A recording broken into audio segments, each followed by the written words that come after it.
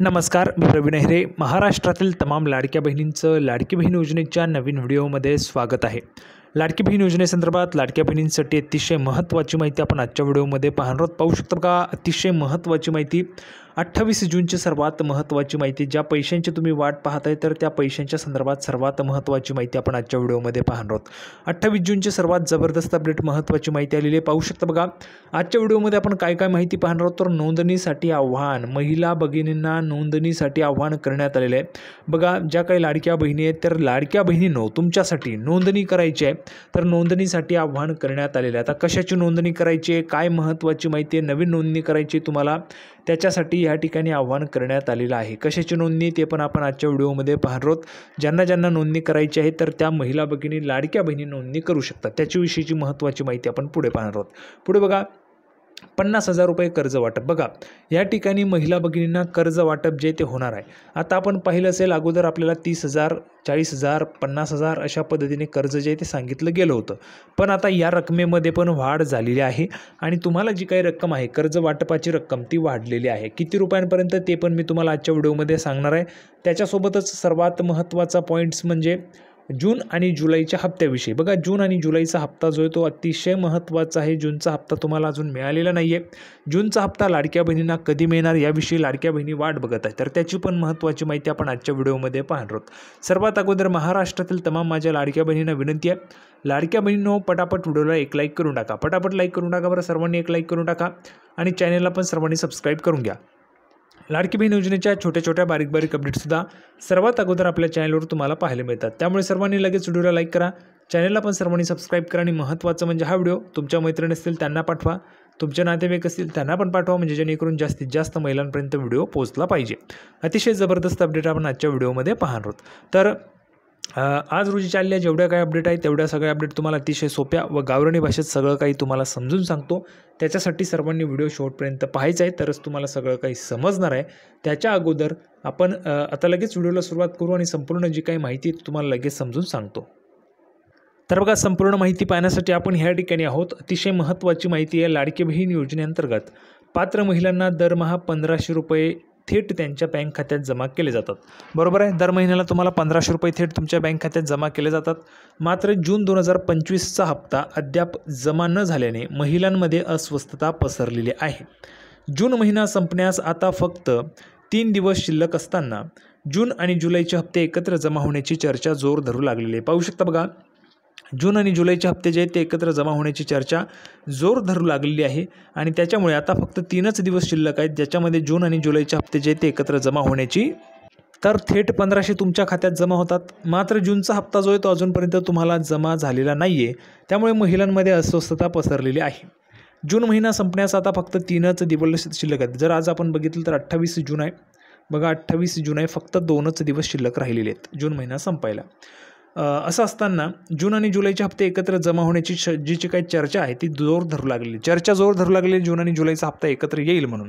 आता येईल किंवा नाही ते आपल्याला पुढे समजणारच आहे. बघा, यामुळे महिलांच्या मनात अनेक प्रश्न निर्माण झालेले आहेत. सरकारकडून याबाबत कोणतीही अधिकृत घोषणा न झाल्याने संभ्रम वाढत आहे. अधिकृत घोषणा, ऑफिशियल अपडेट अजून सरकारने दिलेली नाही आहे. ठीक आहे, त्याच्यामुळे संभ्रम वाढतच आहे. यापूर्वीही 2 हप्ते एकत्र जमा झालेले आहेत. अनेकदा एकत्र हप्ते 2 जे आहेत ते जमा झालेले आहेत. लाडकी बहीण योजनेच्या आतापर्यंतच्या प्रवासात अशा घटना घडलेल्या आहेत जिथे 2 हप्ते महिन्यांचे हप्ते एकाच वेळी जमा करण्यात आलेले आहेत. उदाहरणार्थ जर आपण पाहिलं तर बघा, यामध्ये जे काही उदाहरण देण्यात आलेलं आहे ते चुकीचं आहे. मेचा हप्ता जो आहे तो जूनमध्ये आलेला आहे आणि तो काही एकत्र आलेला नव्हता. त्यामुळे जर आपण पाहिलं याच्या अगोदर म्हणजे जवळपास मार्चमध्ये आपण म्हणू शकतो, मार्चमध्ये डबल हप्ता आलेला होता. त्याच्यानंतर ऑगस्टमध्ये ज्यावेळेस सुरुवात झाली त्यावेळेस पण तुम्हाला डबल हप्ता जो आहे तो आलेला होता.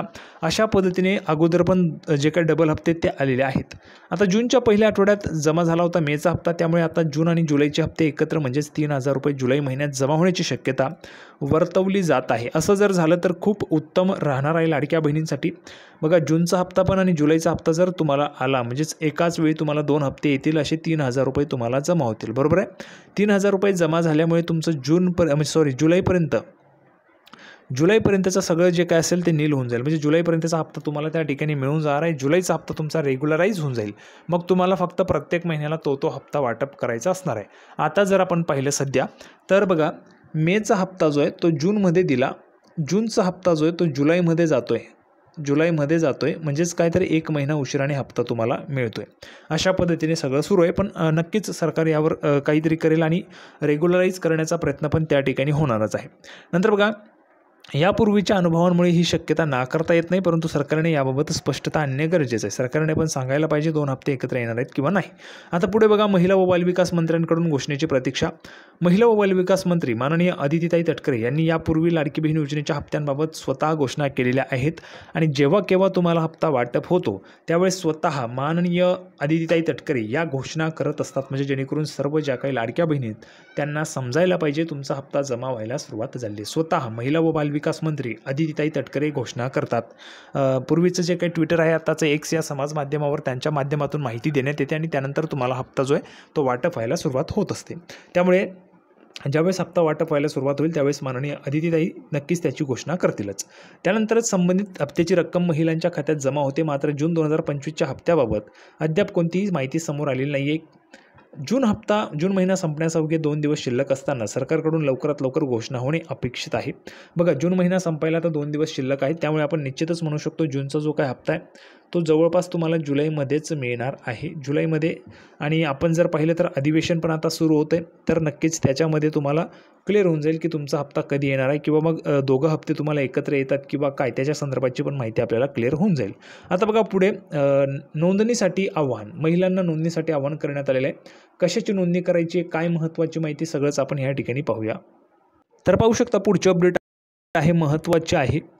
जर आपण पाहिलं तर बघा, राज्य शासनाने महिलांच्या आर्थिक सक्षमीकरणासाठी मुख्यमंत्री माझी लाडकी बहीण ही महत्त्वाकांक्षी योजना सुरू केली आहे. या योजनेतून लाभ घेतलेल्या महिलांच्या आर्थिक उन्नतीसाठी त्यांच्या सहभागातून लाडकी बहीण नागरी सहकारी पतसंस्था स्थापन करण्याचा निर्णय घेण्यात आला आहे. बघा, ज्या काही महिला भगिनी, तर त्या महिला भगिनींच्या आर्थिक उन्नतीसाठी त्यांच्या सहभागातून लाडकी बहीण नागरी सहकारी पतसंस्था स्थापन करण्याचा निर्णय घेण्यात आलेला आहे.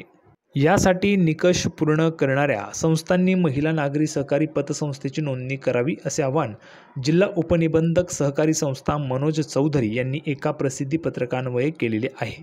आता बघा, शासनामार्फत लाडकी बहीण योजनेअंतर्गत ज्या महिलांना आर्थिक सहाय्य देण्यात आलेले आहेत अशा महिलांची जिल्ह्यात नागरी सहकारी पतसंस्था नोंदवण्यासाठी 8 मार्च 2019च्या परिपत्रकातील नोंदणी निकषांनुसार संस्था नोंदणी प्रक्रिया राबवण्यात येईल. यात महिलांसाठी महानगरपालिका तसेच वॉर्ड प्रभाग कार्यक्षेत्रासाठी सभासद संख्या व भाग भांडवल निश्चित केलेले आहे. तालुका व नगरपालिका कार्यक्षेत्रात स्थापन होणाऱ्या पतसंस्थांकरिता प्राथमिक सभासद संख्या 500 असून नोंदणीच्या वेळी त्यांचे भाग भांडवल 5 लाख रुपये आवश्यक आहे. पाहू शकता, लक्षात घ्या, तालुका किंवा नगरपालिका कार्यक्षेत्रात स्थापन होणाऱ्या ज्या काही पतसंस्था आहेत त्यांच्यासाठी प्राथमिक सभासद संख्या किती पाहिजे, 500 असायला पाहिजे, आणि नोंदणीच्या वेळी त्यांचे जे काही भाग भांडवल आहे ते 5 लाख रुपये असायला पाहिजे. गाव कार्यक्षेत्र असणाऱ्या संस्थांसाठी, बघा ज्या ठिकाणी गावं आहेत गावांमध्ये पण तुम्ही स्थापन करू शकता. गाव कार्यक्षेत्र असणाऱ्या संस्थांसाठी प्राथमिक सभासद संख्या ही 250 असून, म्हणजे 250 आहे, 250 असून नोंदणीच्या वेळी भाग भांडवल 1.5 लाख रुपये असणे, म्हणजेच काय 1.5 लाख रुपये असणं आहे. जिल्हा स्तरावरील संस्थेकरिता प्राथमिक सभासद संख्या ही, कारण मोठ्या स्तरावर आहे त्यामुळे 1500 असून भाग भांडवल 10 लाख रुपये असायला पाहिजे.